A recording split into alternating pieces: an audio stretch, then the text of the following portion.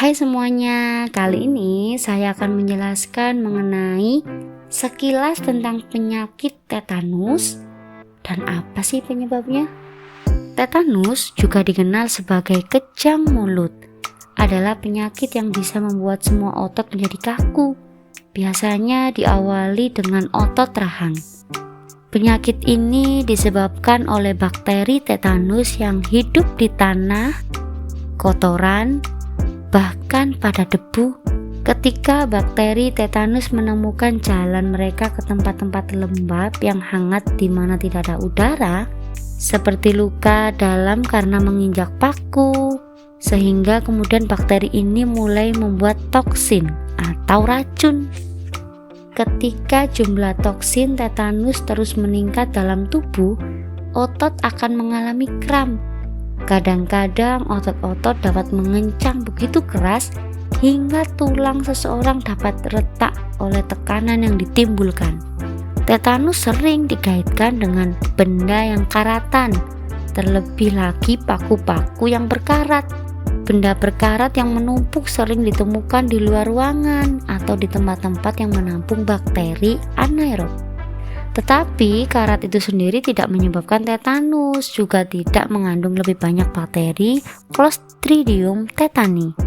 Permukaan kasar logam yang berkarat hanya sekedar menyediakan habitat utama bagi endospora, fase tidur, Clostridium tetani untuk bertempat tinggal karena luas permukaan yang tinggi.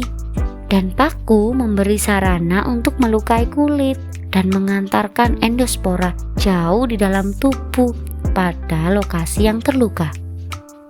Banyak orang telah meninggal dunia karena tetanus. Penyakit ini ditemukan di berbagai belahan dunia, terutama di daerah beriklim panas dan basah. Pada tahun 2019, jumlah manusia yang meninggal disebabkan oleh tetanus mencapai angka kurang dari 35.000 orang. Jumlah ini sebenarnya turun dari 356.000 di tahun 1990.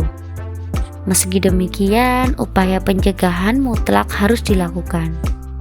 Karena alasan inilah dianjurkan agar setiap orang disuntik vaksin tetanus.